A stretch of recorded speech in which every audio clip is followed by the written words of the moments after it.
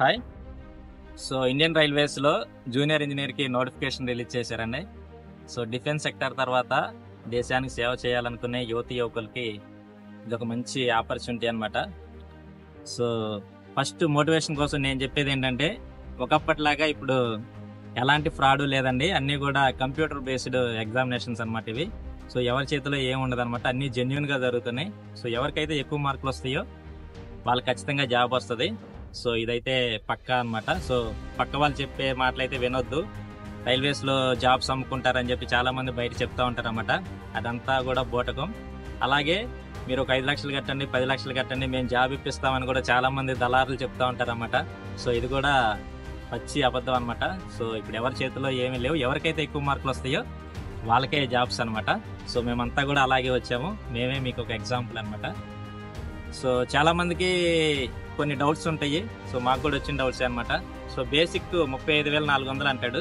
So మనం join అయితే మనకి ఫస్ట్ జీతం ఎంత వస్తుందని. సో మనకి 1 year ట్రైనింగ్ ఉంటుందండి మనం సెలెక్ట్ అయితే.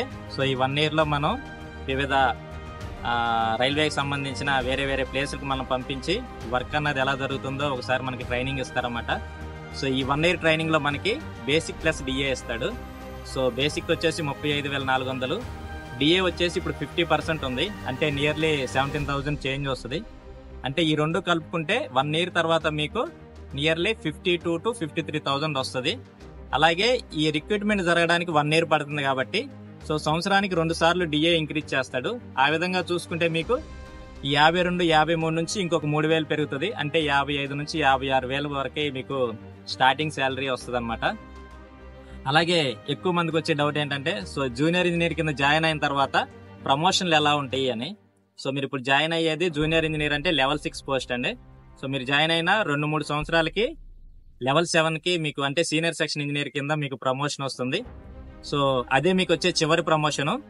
మీరు ఎప్పుడైతే ఈ జూనియర్ ఇంజనీర్ కింద జాయిన్ అవుతారో అప్పటి నుంచి 5 సంవత్సరాల సర్వీస్ కంప్లీట్ అయిన తర్వాత మీకు గ్రూప్ బి సెలక్షన్స్ కి ఎలిజిబిలిటీ వస్తుంది అన్నమాట. అంటే ఆఫీసర్ కి రాయడానికి అవకాశం వస్తుంది. లెవెల్ 6, లెవెల్ 7 లో కూడా కొన్ని పక్కని పోస్టులు ఉంటాయి అనమాట. సో అవి కూడా రాసుకోవచ్చు. లెవెల్ 6 కి వచ్చేసి మనకి ఈ ఏఎల్పి డ్రైవర్స్ కి క్లాసులు చెప్పే ఇన్స్ట్రక్టర్ పోస్టులు ఉంటాయి, అవి రాయొచ్చు. అలాగే లెవెల్ 7 లో ఉన్నప్పుడు సూపర్వైజర్ కి ట్రైనింగ్ ఇచ్చే ఇన్స్ట్రక్టర్ పోస్టులు ఉంటాయి, అవి రాయొచ్చు.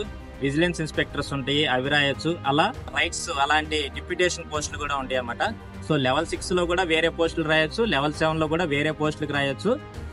అలాగే మీరు జాయిన్ అయిన 5 సంవత్సరాల సర్వీస్ అయిపోతే నెక్స్ట్ గ్రేడ్ అంటే లెవెల్ 8 అంటారనమాట. అంటే ఆఫీసర్ గ్రేడ్ గ్రూప్ బి పోస్టులు కూడా మీరు రాయడానికి అవకాశం వస్తుంది. సో ఎదగడానికి రైల్వేస్ లో ఎప్పుడూ అవకాశం ఉంటుంది. దేశానికి సేవ చేయడానికి మాత్రం ఎక్కువ స్కోప్ ఉండే జాబు ఈ జూనియర్ ఇంజనీర్ అండి. సో తప్పకుండా ట్రై చేయండి, గట్టిగా కష్టపడండి. జై హింద్, జై భారత్.